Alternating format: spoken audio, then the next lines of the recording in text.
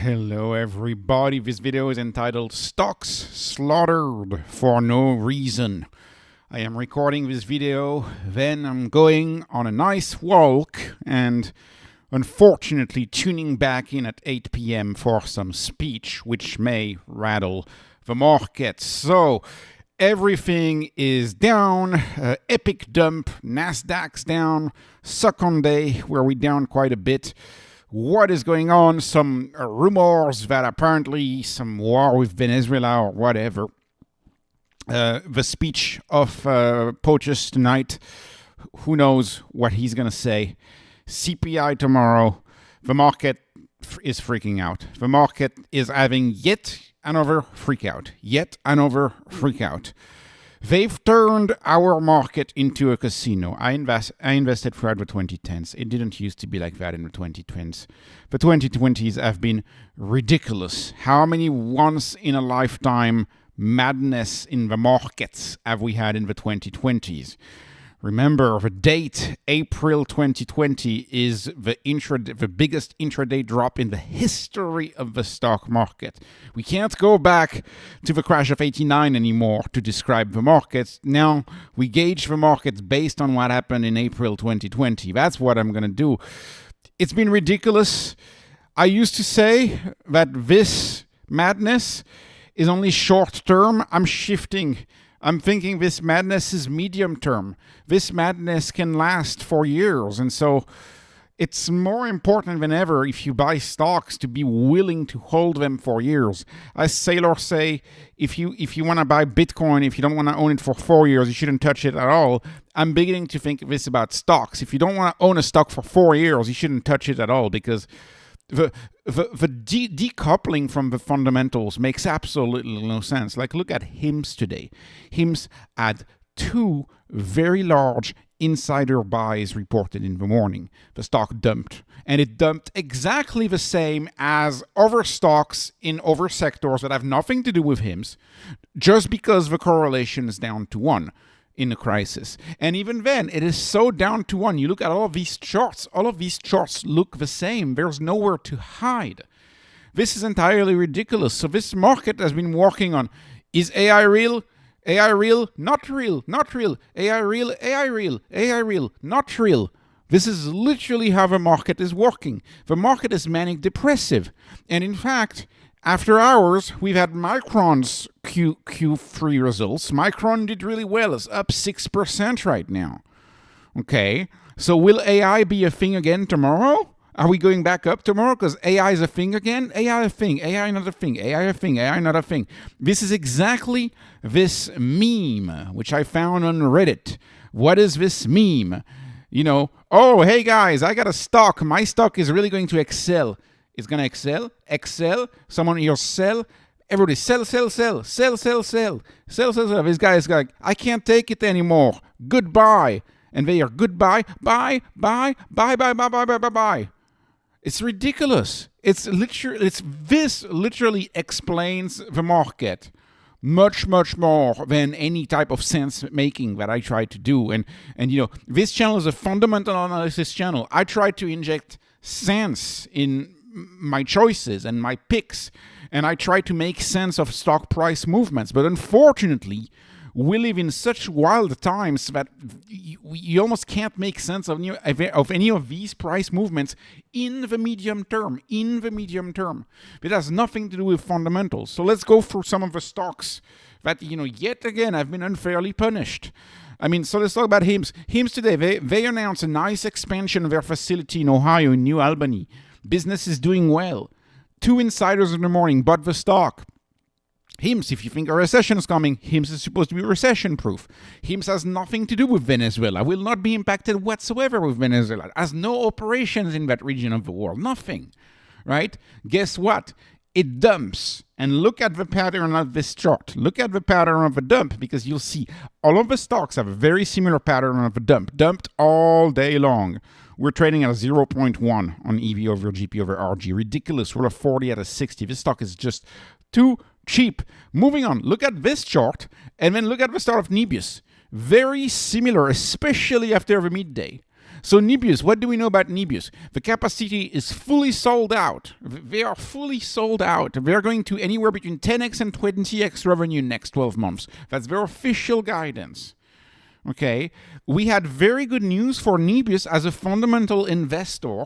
I know Nebius only owns AV Ride. AV Ride is a setup like a Waymo. It's one of the top 5 AV companies out there. AV Ride is top 5. It competes head to head with a Waymo, and we hear that Waymo may go public today. Overnight, we heard that Waymo could go public at 110 billion.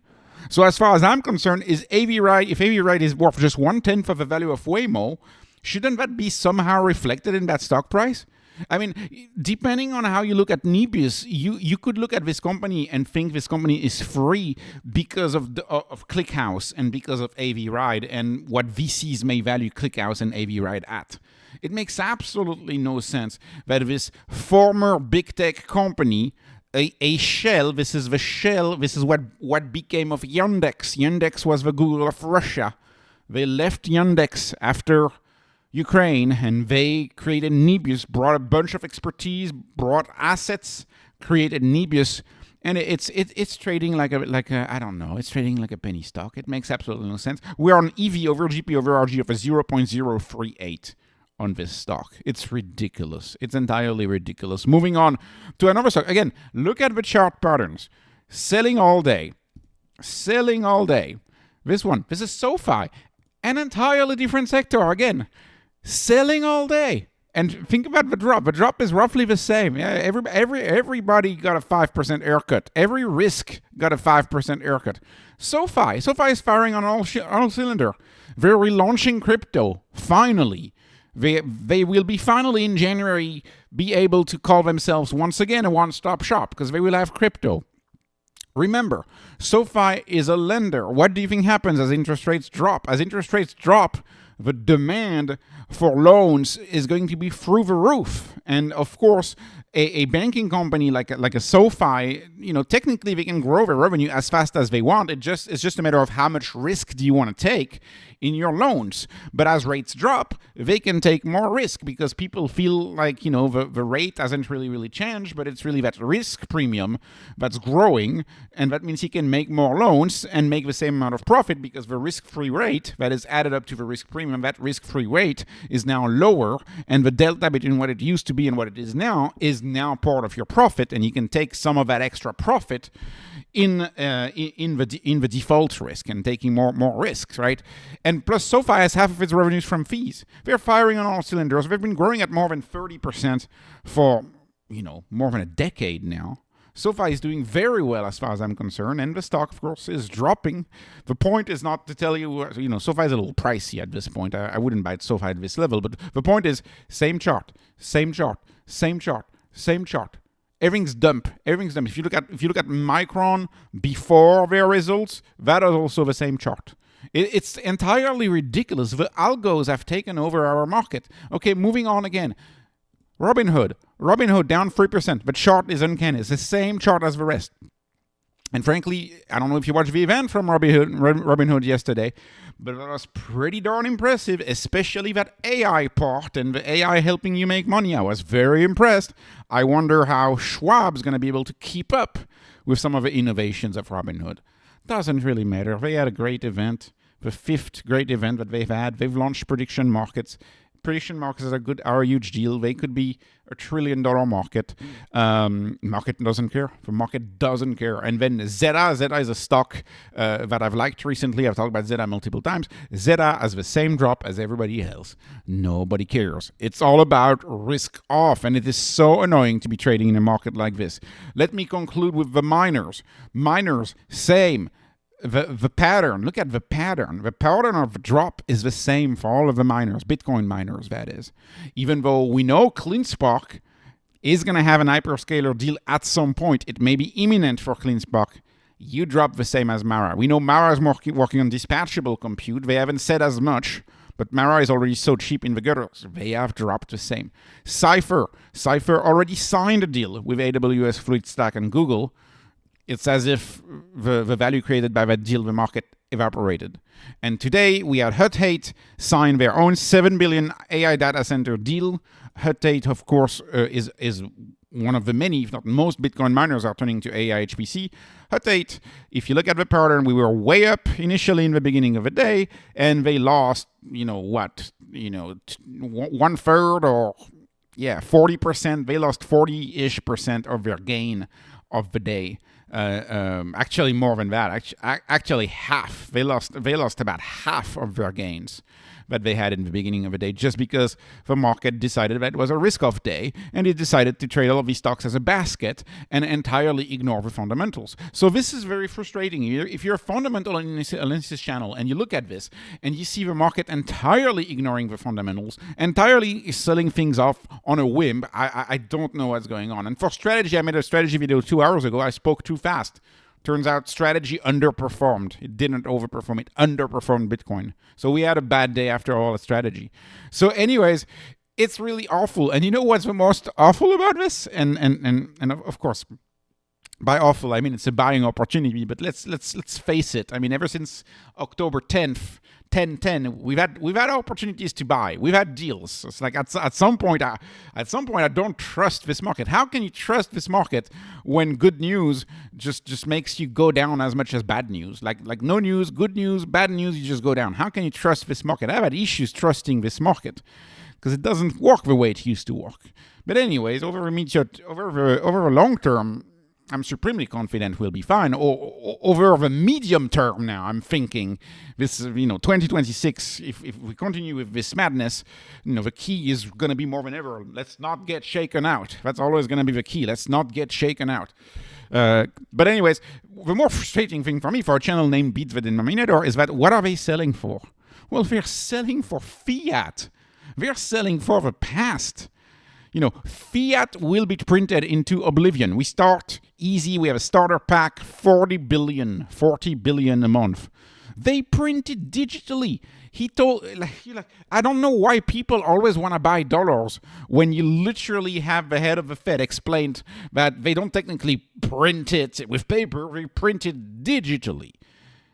Like it makes a difference. And what do you think is going to happen to the money printer if we actually were to have a conflict in Venezuela? You think we can afford? I mean, if you think there's like extra money laying around to go have another conflict, I mean, there's already a proxy conflict, somewhere in Eastern Europe. You think we can have another? Anyways, where's that money going to come from? Money printer, and so people rush to go buy the thing that is going to be printed away, and some people rotate. I believe people sometimes do things which I could argue are even worse investments. Some people decide to rotate into defensive stocks. So you have people out there selling HIMS, selling CleanSpark, selling Bitcoin, selling Zeta Global, selling Sofi, and what do they buy? They buy Philip Morris. Philip Morris is up. Altria is up. Yeah. They go buy overpriced retailer. They buy Pepsi. I didn't know Pepsi was up. They buy Pepsi. They buy sugary water. They buy Costco. I don't understand Costco. I think Costco is very expensive. Yeah, I would much rather buy HIMS than say a Philip Morris. I consider the products, the pills that HIMS sells, I consider them a much safer bet than cigarettes. Philip Morris is actively losing customers. Why? Because the product doesn't really make the customer live longer. That's not what you can say about HIMS. HIMS literally sells a product that makes its customers live longer. Anyways, it's crazy. But anyways, I hope you have a nice walk. I'm going on a walk. I'm out. I'm leaving the house. All right. This was not investment advice. This is not financial advice. This is only entertainment. Hoping you're entertained. Please like, please subscribe. Follow me on Patreon. Follow me on X. Have a wonderful day.